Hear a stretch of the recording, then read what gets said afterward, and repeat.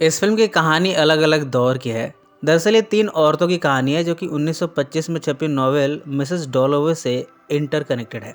इस नॉवेल को लिखा है वर्जीनिया वुल्फ ने। कहानी 3 हिस्सों में है। फिल्म में तो तीनों कहानियां एक साथ चल रही हैं, पर हम इसे अलग अलग पार्ट्स में सुनाएंगे ताकि समझने में आसानी रहे।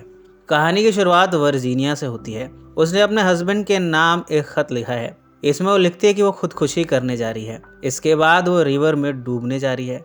इसके साथ ही फिल्म में 1951 की कहानी दिखाई गई है जिसमें लॉरा है, और फिर 2001 की कहानी जिसमें कि क्लैरिसा है। पहले हिस्से में हम वर्जीनिया की कहानी बयां करते हैं। दौर चल रहा है 1920 का। वर्जीनिया लंदन के बाहर रिचमंड टाउन में रहती है। अपनी नॉवेल मिसेस डॉलोवे को लिखना उसने शुरू कर दिया है। अपने घर में बैठी वो नॉवेल लिखती रहती है। पास्ट में उसे बहुत से नर्वस ब्रेकडाउन का सामना किया है। इस वजह से उसे मेंटल डिप्रेशन का शिकार होना पड़ा है। आजकल वो इस डिप्रेशन से कुछ ज़्यादा ही परेशान रहती है। इसमें भी उसकी जिद है कि वो अपनी नॉवेल ज़रूर लिख कर रहेगी। घर के नौकर वर्जीनिया की देखरेख करते रहते हैं। उसका हस्बैंड लेनर्ड भी उस पर नज़र रखता है ताकि वर्जीनिया खुदकुशी न कर ले। लेनर्ड अब घर से ही पब्लिशिंग के बिजनेस का काम संभाल लेता है। इसके बाद वर्जीनिया की सिस्टर वेनेसा अपने बच्चों के साथ यहाँ आती है।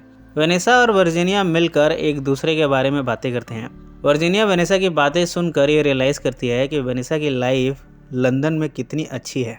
अब वो भी लंदन जाना चाहती है। वेनेसा के बच्चों को यहाँ एक मरी हुई बर्ड मिली है। वर्जीनिया और वेनेसा की बेटी एंजेलिका मिलकर इस बर्ड का फ्यूनरल करते हैं। वर्जीनिया बर्ड के बगल में लेट जाती है और उसकी आंखों में देखने लग जाती है। बर्ड की आंखों में वो खुद को देखती है। अपनी लाइफ को इस बर्ड के ही सिमिलर पाती है। उसकी लाइफ भी इस बर्ड की ही तरह तकलीफ से गुजर रही है। हर कोई घर के अंदर चला गया, पर वर्जीनिया अपनी नॉवेल को लिखना जारी रखे है। वर्जीनिया की आवाज़ हमें सुनाई देती है। वो कहती है कि उसने पहले तो अपनी कहानी में हीरोइन को मारना चाहा था, पर बाद में उसने किसी दूसरे कैरेक्टर को मार दिया।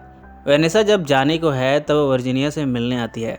वर्जीनिया बड़े ज़ोरों से अपनी बहन को किस करती है। वो बड़े पैशन के साथ उसके साथ चुंबन क्रिया करती है। वो चाहती है कि वेनेसा की लाइफ उसे मिल जाए। इसके बाद वेनेसा चली गई। वर्जीनिया का डिप्रेशन और भी बढ़ गया। अब वो भागते हुए ट्रेन स्टेशन पर पहुंचती है। यहाँ वो ट्रेन का इंतज़ार कर रही है ताकि वो लंदन जा सके। लेनर्ड घर में आकर देखता है कि वर्जीनिया यहाँ नहीं है। सैरोन जब उसे बताती है कि उसे भी नहीं मालूम कि वर्जीनिया कहाँ गई है, तब लेनर्ड भागता हुआ स्टेशन पहुँचा है। यहाँ वो वर्जीनिया को बेंच पर बैठा हुआ पाता है। फिलहाल वर्जीनिया आज ट्रेन का इंतज़ार कर रही है लंदन के लिए। लेनर्ड उससे घर चलने की रिक्वेस्ट करता है। वर्जीनिया कहती है कि उसे यहाँ घुटन होती है। उसे हक है कि वो जहाँ चाहे जा सके। वो लंदन जा रही है। वैसे भी उसकी मेंटल कंडीशन यहाँ ठीक नहीं है। लेनर्ड उसे मना कर घर लाता है। उसे कहता है कि मुझे डर है कि कहीं तुम अपनी जान ही ना ले लो। मैं तुम्हें अकेले नहीं जाने दे सकता। घर आकर वर्जीनिया फिर से लिखना शुरू करती है। लेनर्ड उससे पूछता है कि किसी का भी मरना क्यों ज़रूरी होता है और वो अपनी कहानी में किसी को भी क्यों मार रही है। वर्जीनिया कहती है कि एक के मरने पर बाकी सभी अपनी लाइफ की रिस्पेक्ट करते हैं। उन्हें अपनी लाइफ की कीमत समझ आती है। वो बताती है कि इस कहानी में राइटर ही मरेगी। फिल्म की दूसरी कहानी है 1951 की। लॉरा प्रेग्नेंट है। उसका दूसरा बच्चा उसके पेट में है। लॉरा अपने बेटे रिची के साथ लॉस एंजलिस में रहती है। वो वर्जीनिया के लिखी नॉवेल मिसेस डॉलोवे को पढ़ती है और इसके बाद वो अपनी ज़िंदगी से भागने लगती है। उसने अपने हस्बैंड डैन से शादी की थी।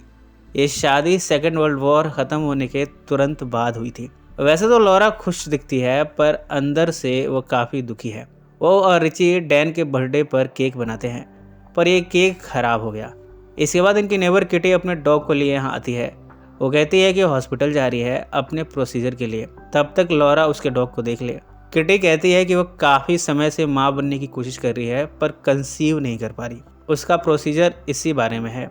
वो कहती है कि अगर एक औरत माँ न बन पाए तो उसकी ज़िंदगी अधूरी है। लॉरा ये नोटिस करती है कि किटी कितनी दुखी है। वो उसे किस करती है। किटी यहाँ से चली जाती है। वो ऐसा प्रेटेंड करती है कि जैसे कुछ हुआ ही नहीं। लॉरा और रिची मिलकर दूसरा केक बनाते हैं। इस बार ये केक अच्छा बना है। इसके बाद लॉरा को न जाने क्या हुआ। वो रिची को लिए बेबीसिटर के घर गई। यहाँ वो रिची को छोड़कर अपनी कार से जाने लगी। रिची उसे पुकारता हुआ सड़कों पर चिल्लाता है और कार के पीछे पीछे दौड़ता है। रिची को रियलाइज़ हो रहा है कि उसकी माँ उसे छोड़कर जा चुकी है। रिची की आंखों में उदासी है। उसे डर है कि उसकी माँ अब कभी वापस नहीं आएगी। लॉरा इसके बाद एक होटल में चेक इन करती है। यहाँ वो खुदकुशी करने का मन बना चुकी है। उस पर वर्जीनिया के लिखे नॉवेल मिसेस डॉलोवे का असर हुआ है। यहाँ वो पिल्स की कई बॉटल्स लाई है। खुदकुशी करने से पहले वो मिसेस डॉलोवे नॉवेल को पढ़ने लग जाती है। अचानक से उसे नींद आती है। उसे सपना आया है कि ये कमरा पानी से भर गया है। इसके बाद वो नींद से बाहर आई है। वो अपने बेली को देखती है। उसे रियलाइज़ हुआ है कि उसके पेट में बच्चा है। अचानक उसे यहाँ अपने बेटे रिची की याद आई। भावुक होते हुए वो रिची के पास पहुंची है। रिची अभी भी उसका इंतजार कर रहा है।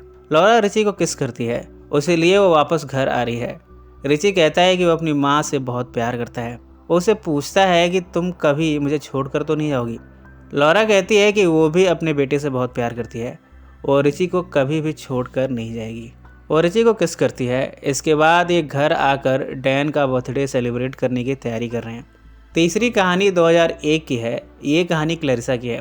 वर्जीनिया के नॉवल की जो लीड कैरेक्टर है क्लैरिसा उस कैरेक्टर की ही कॉपी है। क्लैरिसा न्यूयॉर्क में रहती है, पार्टी की तैयारी कर रही है। उसका दोस्त है रिचर्ड जो कि एड्स से ग्रसित है। पास्ट में रिचर्ड उसका प्रेमी भी था। दोनों में बहुत प्यार था, पर बाद में दोनों का ब्रेकअप हो गया। अब रिचर्ड उसका दोस्त है। रिचर्ड ने लिखाई में बड़ा नाम कमाया है। उसे लिटरेरी अवार्ड मिलना है। इस खुशी में क्लैरिसा पार्टी ऑर्गेनाइज करने जा रही है। क्लैरिसा रिचर्ड से पहले प्यार करती थी, पर उसे एहसास हुआ कि मर्दों के साथ साथ उसे औरतों से भी आकर्षण होता है। इसलिए पिछले 10 सालों से वो सैली के साथ रिलेशनशिप में है। क्लैरिसा की आवाज़ हमें बताती है कि जब वो कॉलेज में थी तब उसकी मुलाकात रिचर्ड से हुई थी। दोनों में तभी प्यार हो गया था। तब रिचर्ड पूरी तरह स्वस्थ था। क्लैरिसा की बेटी है जूलिया। वो भी आकर क्लैरिसा की पार्टी की तैयारियों में हेल्प कर रही है।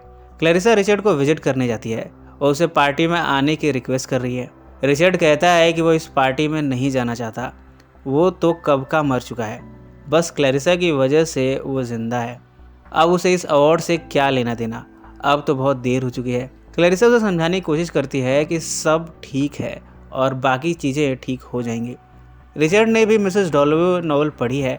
वो क्लैरिसा को अक्सर मिसेस डॉलोवे कहकर ही बुलाता है। क्लैरिसा भी अपने आप को अपनी लाइफ से सेपरेट करने की कोशिश करती रहती है, इसलिए रिचर्ड उसे मिसेस डॉलोवे कहकर बुलाता है। यह एक सीक्रेट का खुलासा होता है। रिचर्ड के बचपन का नाम रिची है, यानी वो लॉरा का बेटा है। रिची को आखिरकार उसकी माँ ने बाद में छोड़ ही दिया था। वो उसे छोड़कर न जाने कहाँ चली गई। आज तक रिचर्ड उस लम्हे को याद करता रहता है और रोता रहता है। क्लैरिसा उससे पार्टी में चलने की रिक्वेस्ट कर रही है। रिचर्ड यहाँ विंडो पर बैठ जाता है। वो कहता है कि उसकी लाइफ में क्लैरिसा सबसे खूबसूरत चीज़ है। सिर्फ उसके लिए वो जिंदा था, वरना वो तो कब का मर चुका है। इसके बाद वो कूद कर अपनी जान दे देता है। इसी शाम को रिचर्ड की माँ लॉरा यहाँ आती है। अब वो काफ़ी बूढ़ी हो गई है। क्लैरिसा उसे घर में आने देती है। लॉरा यहाँ बताती है कि बाद में उसने एक बेटी को जन्म दिया था, पर वो लाइफ उसे मौत की जैसी लगती थी, इसलिए उसने अपनी फैमिली को छोड़ दिया था। उसे रियलाइज़ हो रहा है कि उसने रिचर्ड यानी रिची को कितनी तकलीफ दी है, पर वो कहती है कि वो लाइफ उसके लिए डेथ के बराबर थी, इसलिए उसने ज़िंदगी चुनी और सबको छोड़कर चली गई।